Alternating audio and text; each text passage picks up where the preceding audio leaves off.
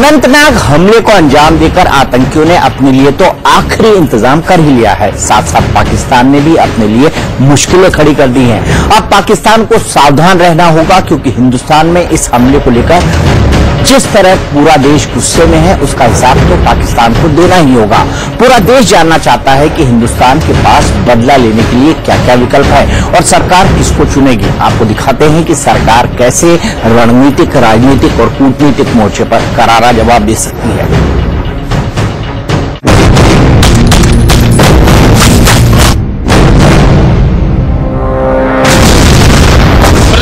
मोदी ने एलओसी पर बने आतंकवादियों के बेस कैंप की सैटेलाइट तस्वीरें भी देखी।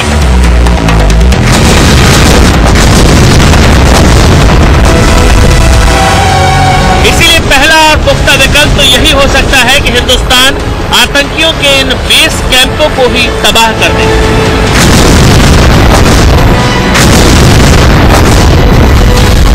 न एलओसी पर रहेंगे बेस कैंप और न ही आतंकी देंगे नापाक हरकतों को अंजाम। होम ग्राउंड टेररिस्ट है, उनके तो सिक्योरिटी फोर्सेस लगी हुई है, लेकिन जहां तक घुसपैठ का सवाल है, बाकी मिलिट्री ऑप्शन है। सवाल यह भी है कि क्या हिंदुस्तान इस बार कोवर्ट ऑपरेशन करने का विकल्प अपनाएगा। जिस तरह अमेरिका ने ओसामा बिन लादेन को मार गिराने के लिए कोवर्ट ऑपरेशन किया था, कोवर्ट ऑपरेशन में भारत को भी महारत है। म्यांमार में भारतीय सेना ने 4 जून 2015 को मणिपुर में सेना के 18 जवानों के आतंकी हमले में शहीद होने के बाद 10 जून 2015 को भारत म्यांमार सीमा पर बने आतंकी कैंपों को तबाह कर दिया। तीसरा विकल्प भारत के साथ ये है कि वो इंटरनेशनल मंच पर कूटनीतिक तौर पर ऐसा माहौल बनाए कि पाकिस्तान को आतंकी देश घोषित करने का दबाव बने, उसे दुनिया से अलग थलग करने का अभियान चलाए, पाकिस्तान से मोस्ट फेवर्ड नेशन का दर्जा छीने, उसके साथ व्यापार और वीजा दोनों पर रोक लगाए, बलूचिस्तान और गिलगिट बाल्टिस्तान के मामले को भी हवा दे, पूरी दुनिया को यह समझाए कि चीन ने जिस तरह से पाकिस्तान को बंधक बना रखा है, उससे पूरी दुनिया को क्या नुकसान हो रहा है। दुनिया को आतंकवाद के नुकसानों के बारे में भी कूटनीतिक तौर पर भारत को माहौल बनाना चाहिए। इसके अलावा भारत सीधा आतंक के आका सलाउद्दीन और हाफिज सईद पर ही निशाना साधने की रणनीति भी अपना सकता है। सलाउद्दीन को पीएम मोदी के अमेरिका यात्रा के दौरान ग्लोबल टेररिस्ट घोषित किया गया था, जबकि हाफिज सईद को अमेरिका ने पहले से ही दुनिया में आतंकवाद फैलाने वालों की लिस्ट में डाला हुआ है। सुरक्षा एजेंसियों को शक ये है कि सलाउद्दीन ने उसी का बदला लेने के लिए ये काम किया है। देश के प्रधानमंत्री नरेंद्र मोदी को एनएसए अजीत डोभाल पल पल की जानकारी दे रहे हैं। खुद पीएम ने एलओसी पर मौजूद आतंकी कैंपों की सैटेलाइट तस्वीरों को देखा है। इसका मतलब है कि मोदी किसी बड़ी प्लानिंग में है और दुनिया को अपने फैसलों से चौंकाने वाले मोदी इस हमले के आकाओं को कैसे चौंकाते हैं, ये देखने वाली बात होगी। जब हिंदुस्तान सर्जिकल स्ट्राइक करता है,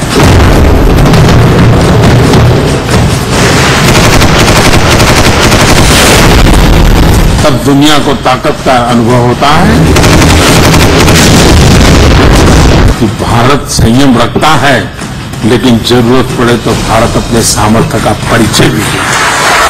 सीमा पर होगा सर्जिकल स्ट्राइक 2। यह आतंकवाद मानव जाति के ऊपर दुश्मन है।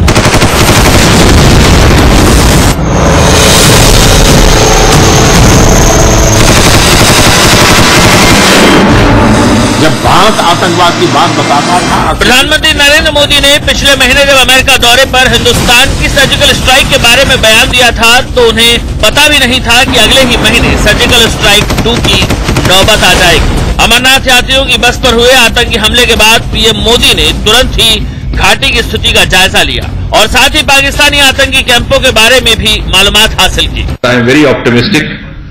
This militancy is also going to outlive its life, as we have seen happening in other parts of the country.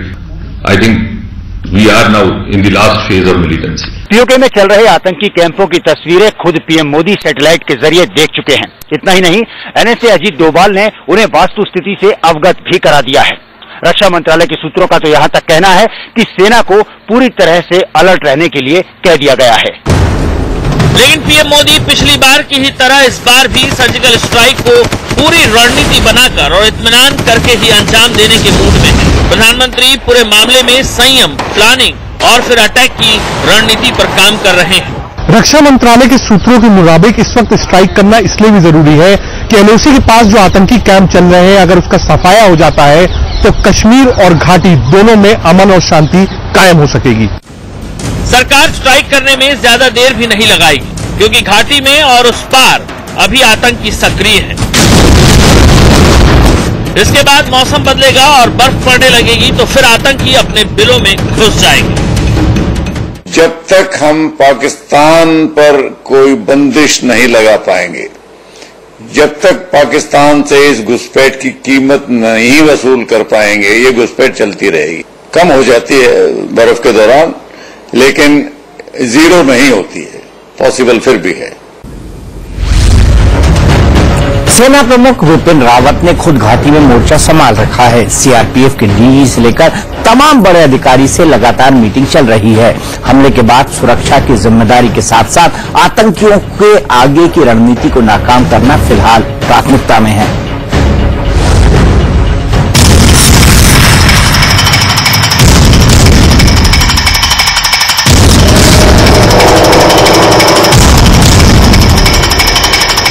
Amarnath यात्रा के दौरान श्रद्धालुओं पर हुए आतंकी हमले के बाद से सरकार, सेना और सभी सुरक्षा एजेंसियां मुस्तैद हैं। आर्मी चीफ बिपिन रावत खुद घाटी में मोर्चा संभाले हुए हैं। बिपिन रावत के साथ डीजी सीआरपीएफ, गृह राज्य मंत्री समेत कई अन्य सीनियर अधिकारी मौजूद हैं। मंगलवार शाम तक सभी के बीच सुरक्षा के मुद्दे पर अहम बैठक हुई है। एनएसए अजीत डोभाल ने पीएम को पूरी स्थिति की जानकारी दे दी है। आर्मी चीफ बिपिन रावत ने चीफ सेक्रेटरी, चिनार कोर्स कमांडर और जम्मू कश्मीर के डीजीपी से बात की। उन्होंने सेना को साफ निर्देश दिए कि आतंकियों पर दबाव बनाया जाए। इतना ही नहीं, अब जो सेना का प्लान है वो दक्षिण कश्मीर पर दबाव बनाने का है, वहां पर फैले आतंकियों के नेटवर्क का सफाया करने का है, और इसमें जम्मू कश्मीर पुलिस भी सेना का कंधे से कंधा मिलाकर साथ देगी। और जो आतंकवादी ने जो दुष्कर्म और दुष्कृत्य किया, उन लोगों को छोड़ने का सवाल ही नहीं है। वो पाकिस्तान प्रेरित या लश्कर-ए तोयबा प्रेरित जो भी हो, उनको छोड़ेंगे नहीं। अनंतनाग में हुए आतंकी हमले के बाद सेना ने अपना तलाशी अभियान शुरू कर दिया है। इसी दौरान मंगलवार की शाम सेना से आतंकियों की मुठभेड़ हुई और सेना ने हिजबुल के 3 आतंकियों को ढेर कर दिया।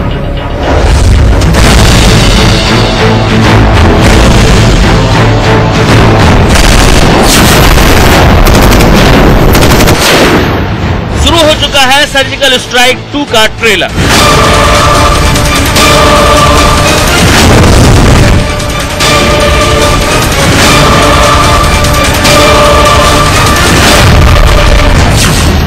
जम्मू कश्मीर के बड़गाम में 3 हिजबुल आतंकी हुए ढेर। As you are all aware, 3 local terrorists of the Hizbul Mujahideen cadre have been eliminated in a joint operation that was undertaken by 2nd Battalion Rashtriya Rifles, JNK Police Budgam and 176 Battalion CRPF। मंगलवार शाम से बड़गाम के रुद्वोड़ा इलाके में शुरू हुई ये मुठभेड़ लगभग 8 घंटे तक चली। मारे गए आतंकियों की पहचान दाऊद अहमद उर्फ मुसैब, जावेद अहमद शेख और मुदस्सिर अहमद के तौर पर हुई है। अनंतनाग में बस पे हुए हमले के बाद सुरक्षा एजेंसियों को एक बड़ी कामयाबी हाथ लगी। बड़गांव में जानकारी मिली कि करीबन 3 आतंकी एक घर में छुपे हुए हैं। सुरक्षा एजेंसियों ने सीआरपीएफ, आरआर और आर्मी के साथ साथ जम्मू कश्मीर पुलिस ने पूरे इलाके को घेर लिया और मंगलवार देर रात इस ऑपरेशन की शुरुआत की और इसमें 3 आतंकियों को सुबह होते होते ढेर कर दिया।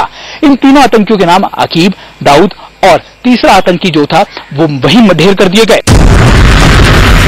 सोमवार को अमरनाथ यात्रियों पर हुए हमले के बाद आतंकवादियों की तलाश में चलाए गए अभियान के तहत महगाम इलाके में स्थित रुद्वोड़ा गांव में घेरेबंदी डाले सुरक्षा बलों की एक संयुक्त टीम पर देर शाम 7:30 बजे आतंकवादियों ने गोलीबारी कर दी, जिसके बाद मुठभेड़ शुरू हुई। इस ज्वाइंट ऑपरेशन में केंद्रीय रिजर्व पुलिस बल यानी सीआरपीएफ, सेना की आतंकवाद रोधी इकाई, राष्ट्रीय राइफल और जम्मू एंड कश्मीर पुलिस का विशेष अभियान समूह शामिल था।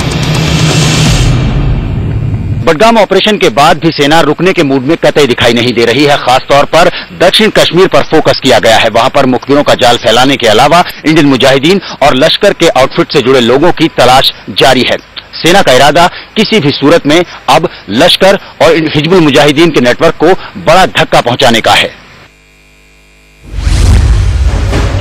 देश में जब जब बड़े आतंकी हमले हुए हैं उसमें कभी लश्कर-ए-तैयबा का नाम सामने आया तो कभी हिजबुल मुजाहिदीन जैसे आतंकी संगठनों ने हमले की जिम्मेदारी ली।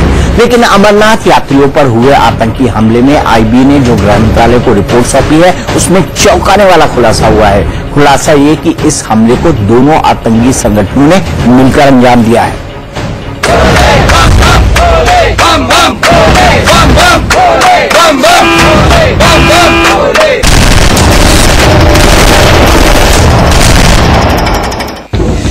बस के ड्राइवर को गोली मारकर बस पर कब्जा करना और फिर बस में सवार सभी यात्रियों को गोलियों से भून देना, इरादा यही था आतंकियों का।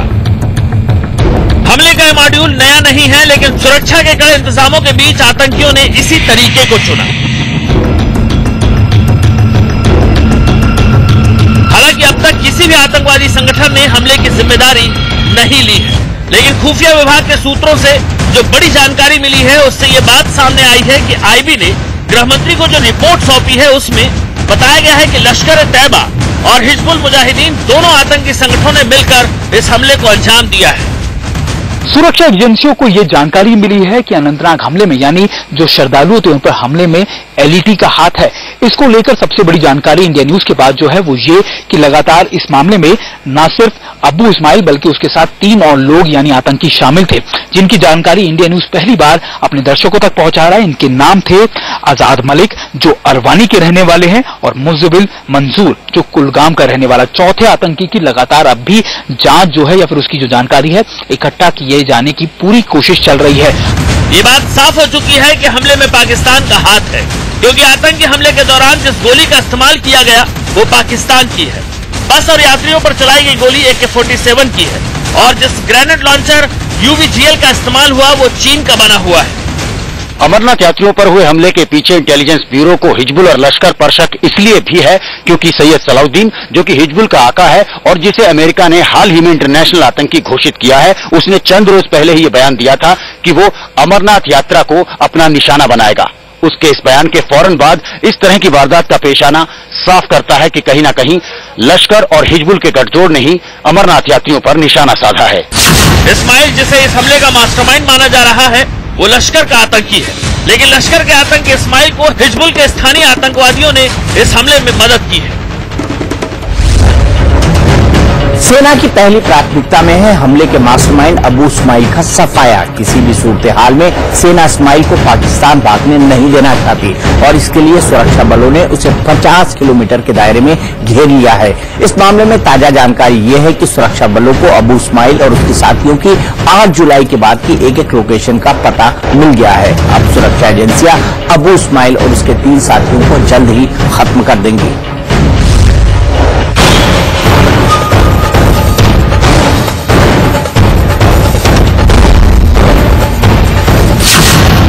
कुछ ही घंटों में खत्म हो जाएगा अबू इस्माइल का खेल।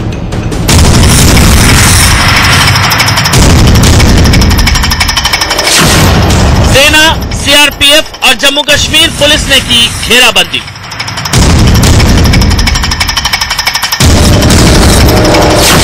हथियारों से लैस 250 कमांडो तलाश रहे हैं इस्माइल।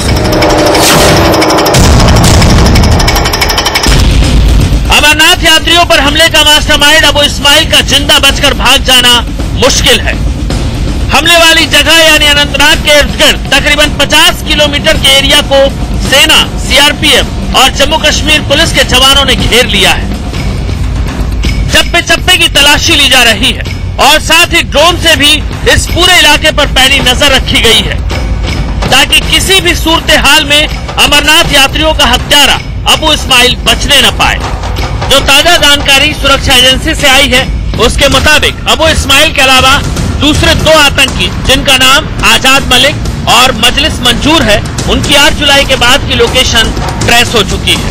अनंतनाग हमले से पहले 2 बार इन तीनों ने इस जगह की रेकी की।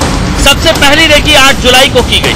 उसी दिन इस्माइल को शाम 5 बजे के करीब अनंतनाग के कोकेर नाग में देखा गया। उसके बाद इस्माइल को 9 जुलाई को खिरबल इलाके में देखा गया। फिर 10 जुलाई को हमले के बाद इन तीनों को अनंतनाग के हसनपोरा में देखा गया। जानकारी के मुताबिक इस पूरे हमले में 2 बाइक का इस्तेमाल हुआ। अबू इस्माइल को कैसे घेर कर मारना है, इसकी रणनीति खुद एनएसए अजीत डोभाल ने दिल्ली में बनाई है, क्योंकि लश्कर के इस कमांडर को जिंदा बचाने के लिए पाकिस्तान में बैठे आका और आईएसआई पूरी ताकत लगाने की कोशिश में है। कौन है अबू इस्माइल? कैसे 18 महीने पहले पाकिस्तान से आकर इस आतंकी ने घाटी में अपनी पैठ बनाई? कैसे उसने पाकिस्तान में बैठे अपने आकाओं के आतंक के प्लान को घाटी में एक के बाद एक अंजाम तक पहुंचाया? अब हम आपको ये दिखाते हैं।